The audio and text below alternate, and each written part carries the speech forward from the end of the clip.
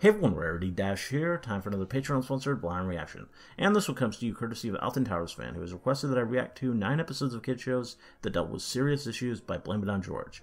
And I was told last time I watched a video from this creator that it is Blame It on George as opposed to Blame It on Jorge, even though that is how it's written, and I didn't really have any way of knowing that. But, yeah, apparently that's the case. Anyway, this will be the second video I've seen from Blame It on George. The first one was that creepy kids characters countdown, and between that and this, I guess this guy is really, really obsessed with finding like the unexpectedly creepy or dark stuff in kids programming. Not that serious has to mean dark, but often it does. Yeah, I don't know. It's an interesting topic though.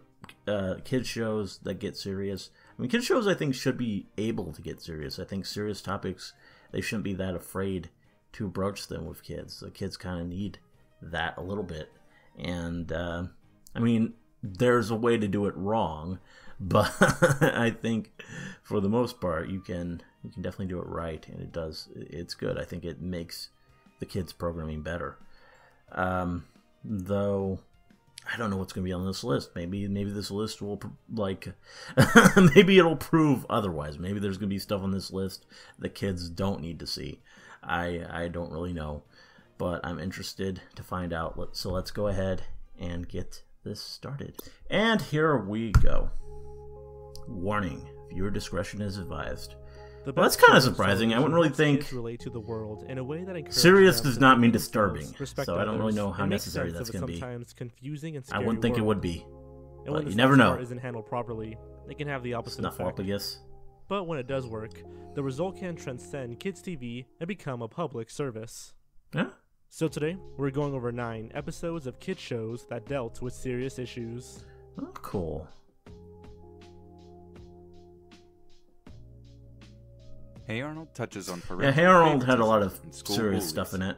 Hey Arnold is finally remembered by most children of the 90s. Yeah. And while the show I mean, it was never my favorite, but I did enjoy it when I watched it. Credit for delving into social issues and the inner lives of big city children. The season 4 episode Helga on the Couch don't remember it very well. An issue, school bullying, with surprising sensitivity. After Helga punches a classmate in the face, she's sent for a revealing discussion with the child's psychologist. Some savvier kids may have already noticed that Helga's mom is nearly always portrayed as confused and disoriented, with slurred speech, and never without a smoothie in her hand.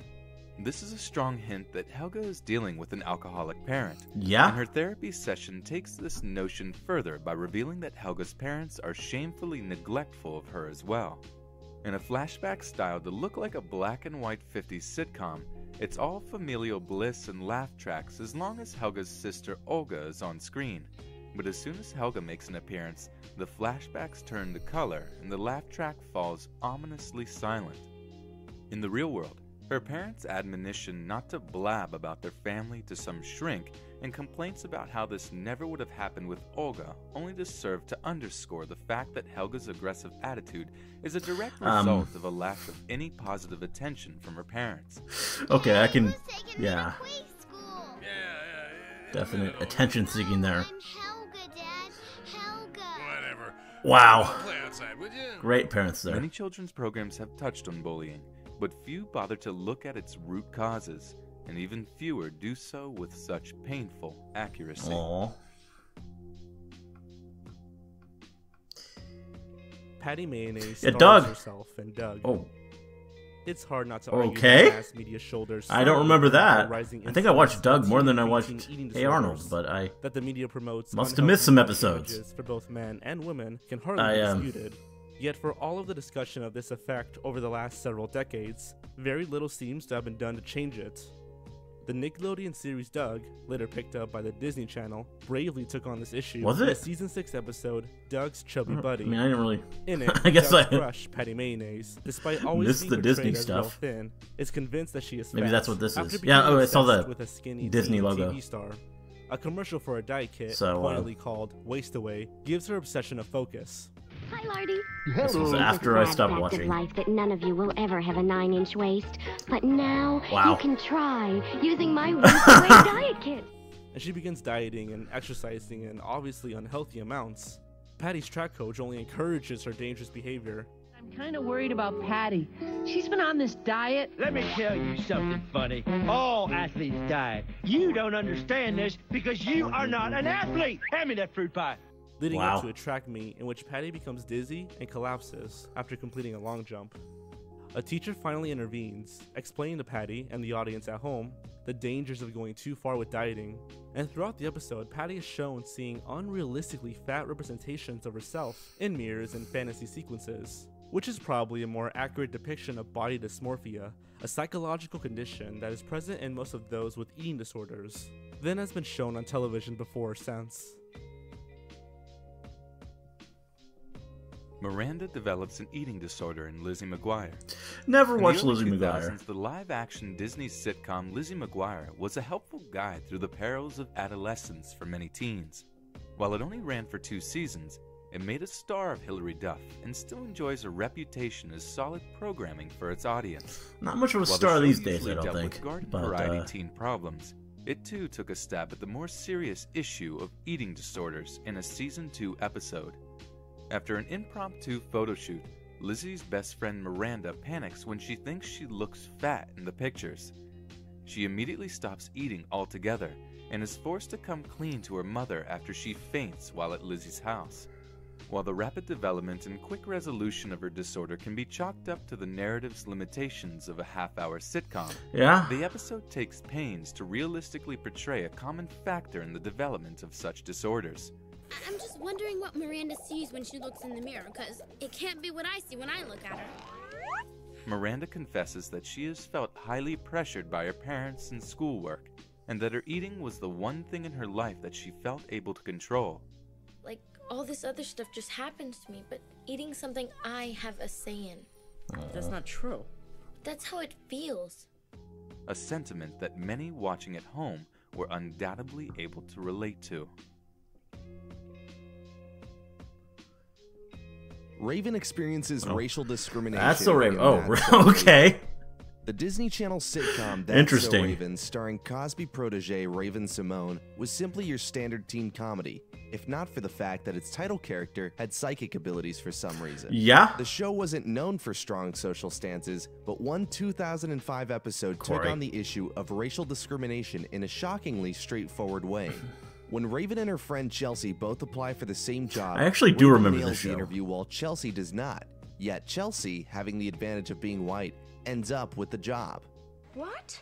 Are you serious? I start today? You guys, I got the job. That's what I'm talking about. Okay, Jess, okay. Wait, no, ask her about me. Ray, I don't know how to tell you this, but, you're not getting a locker. Girl, I am not tripping over that like I can share with you. I only got 2 things. Actually, the lockers are only for the employees. Are you saying that I didn't get the job? Yeah, I'm sorry, Ray. Oh, I thought you aced that interview, Ray. Yeah, I thought so too. I did everything perfectly. There's gotta be some reason why you didn't get that job. Oh. The truth is, I don't hire black people. Wow. Okay. When Raven has one of her psychic visions of the manager saying that she doesn't hire black people, the teens devise a plan to catch her saying this on tape, passing the footage off to a news station and giving racism its just deserts. That's it's pretty blunt. And there you have it. Shocking evidence of job discrimination. Yeah. In San Francisco. While the audience watching may have learned a lesson, Don't know how realistic Raven that Symone is. herself unfortunately did not. While hosting on daytime talk show The View in 2015, Raven herself said, to paraphrase, that she would not hire an applicant with stereotypically black-sounding name. That may sound bad, but the direct quote is even worse. Raven said, quote, "I'm very discriminatory against the words like the ones they were saying in those names. I'm not going to hire you if your name is Watermelondria. That's just not going to happen. I'm not going to hire you." I don't think I would hire that either. Amazingly, this did not result in her firing from the show, but she did leave on her own a year later. Captain Planet teaches kids about AIDS. Okay, well... Are you telling me I've got... Captain Planet was always half... No, Todd.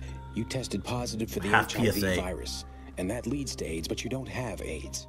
In the late 1980s and early 90s, before the advent of the internet, well, I guess there was AIDS far is a more little bad bit more information serious about than HIV and AIDS than good. Than most stuff due in large part on the show. to a presidential administration that failed to address or even mention the crisis publicly until it was far too late.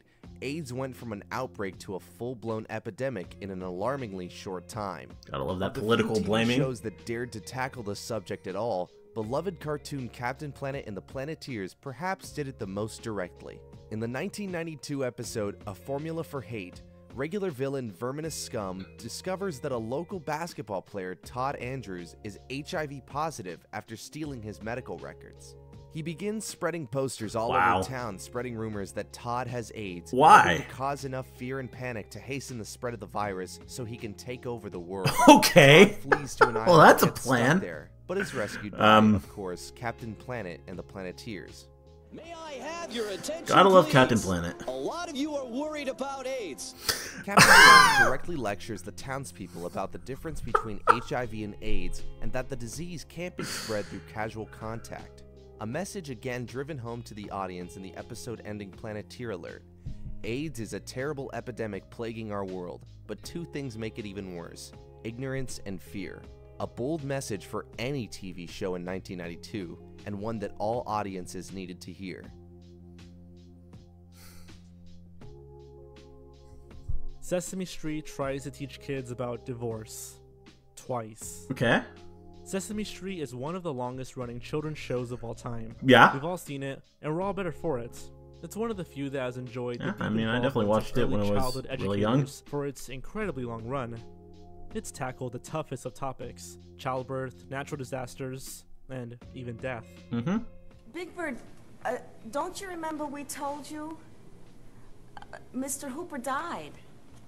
He's dead. Oh, yeah, I remember. Well, I'll give it to him when he comes back. Big Bird, Mr. Hooper's not coming back. Why not? Big Bird, when people die, they don't come back. Ever? No, never. Why not? Well, Big Bird, they're dead. They can't come back. But despite its sensitive and gentle handling of the topic, a 1992 episode that was meant to help kids understand the concept of divorce was never aired. Oh. Written by the same writer who had taken on the subject of Mr. Hooper's death. Snuffy's parents get a divorce was the result of a years-long desire of the show's writers to present the subject. Statistics at the time showed that 40% of American children had been affected by divorce. Wow! And for years, it was a question of when, not if, That's the probably episode even higher would be now. made. Unfortunately, test screenings of the completed episode were a total disaster. Their young audiences were confused and scared, and despite the substantial investment of time and money, the episode was trashed.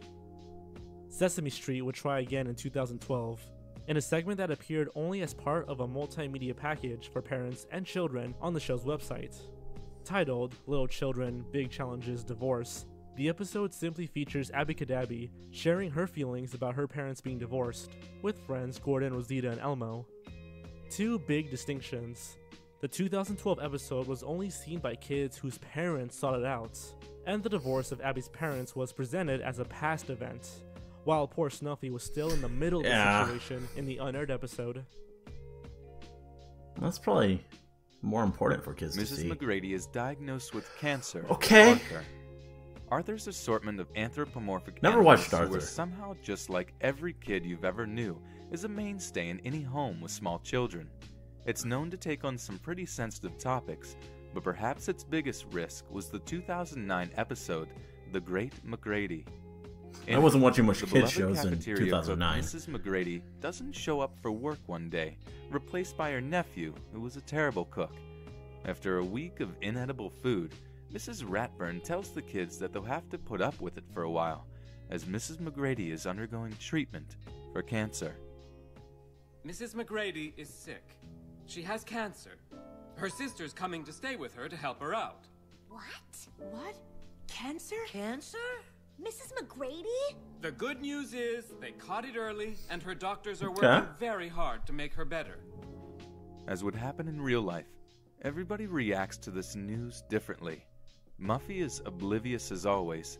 DW and Arthur try to help by bringing Mrs. McGrady absurd amounts of soup, and Francine falls into a deep depression. She tells Muffy that her grandpa died of cancer, and she begins having nightmares and suffering poor school performance. She's even too scared to visit Mrs. McGrady, a very common real-world reaction in children when faced with an adult's life-threatening illness. DW and Arthur learn that there are better ways to help, and Francine is made to understand that recovery is possible with a little intervention from Lance Armstrong. Okay. The episode ends on a realistic note as Mrs. McGrady returns to work, telling the kids that she still has cancer, Why not? but her treatments are helping. Lance Armstrong. Janice is diagnosed with leukemia in Why, Charlie Brown? Why? The Peanuts specials were genuinely as lighthearted as children's programming ever got. Yeah. For this reason, it was all the more jarring when CBS aired Why, Charlie Brown? Why? In early 1990. The special dealt with the reactions of the Peanuts gang, mainly Linus, when one of their classmates, Janice, is diagnosed with leukemia. Though Linus is the most sensitive of the bunch, the special was able to explore a wide variety of feelings that real-life kids could expect if one of their friends is going through such a thing. Linus has a crush on Janice, and he's anxious and fearful after he and Charlie Brown visit her in the hospital. Janice explains in a frank manner the tests that were performed on her, what her IV does, and what chemotherapy is. Well, it wasn't just the fever. I have cancer. Cancer? That sounds scary. Linus is shown to angrily correct Lucy later in the show about the disease being contagious, and after Janice returns to school bald from chemotherapy, he stands up to a bully who teases her about her affliction, asking him what it would feel like if he had to go through what she has. Would you like to go through what she's gone through? Think about it! Or don't you ever think about anything? Okay, go Linus. Linus later tries to visit her at home, but she's in the hospital again, allowing her sisters to vent about how they feel left out since Janice has been sick. A very real reaction that a lot of kids would feel in similar situations. The special ends on a positive note as Janice returns to school with a full head of hair, indicating that the treatment worked and she recovered. This was the first time an animated series has ever addressed the topic of cancer directly. And while it may have seemed like a giant risk, critics and audiences generally agreed that it was handled amazingly. Honestly, I think this could be an all-time classic, and I highly recommend that you watch it the moment you can. And that doesn't get as much airplay as other Zoom helps children deal with 9/11 just 10 days after 9/11. With its constantly changing and ever-relatable cast, Zoom had a long tradition of helping kids relate to each other despite their differences. This was perhaps never more important Never even heard of the this show, aftermath but of September 11th, 2001. I And to the producer's credit, they knew it. Zoom, America's Kids Respond, aired on PBS just 10 days after the attacks, at a time when most Americans, kids included, were dealing with an unprecedented level of psychological stress. The half-hour special showed the Zoom cast talking with each other about their feelings around the event, with other segments featuring kids from around the country doing the same. More than that, it highlighted relief efforts across the US, showing how kids and adults alike were coming together to help make a difference in their own communities. PBS repeated the format a year later with a similar special, Zoom, America's Kids Remember. A recurring theme expressed by the cast members in this special had to do with acts of kindness and sense of togetherness that they had felt in the immediate aftermath of the attacks, and the fear that a year later, these were starting to fade. Maybe if more adult programming were as thoughtful and genuine, the US would be a better place for all of us today. Okay, well, there we go. that was pretty interesting. Lots of stuff I didn't know about there. Because even if I had seen the show, apparently I missed some stuff. Like that Doug episode. I think I have vague memories. I probably have seen that Hey Arnold episode that we started with, but I don't remember it very well because I don't remember much of that show very well. But yeah, most of this stuff was pretty new to me. And I think I've seen maybe Captain Planet's AIDS speech before because it's kind of memed a little bit. But yeah, other than that, I don't know. Yeah, lots of cancer and yeah, 9/11 at the very end, just everything. I do appreciate these shows for going there and actually dealing with these topics. That's yeah, that's something that kids shows should do, and especially if they do them well. Yeah, definitely think it's a good thing. Anyway, yeah, pretty interesting video. Hope you liked the reaction. Let me know if you did, and see you in the next one.